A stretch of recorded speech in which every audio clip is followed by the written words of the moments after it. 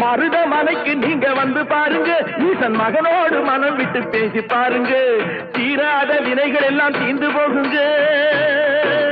சத்தியமா சொல்லுறேன், தீராத வினைகள் எல்லாம் தீர்ந்து போகுங்க. அது தீராவிட்டால் வந்து என்னை கேளுங்க, அது தீராவிட்டால் வந்து என்னை கேளுங்க. மருதமலைக்கு நீங்க வந்து பாருங்க.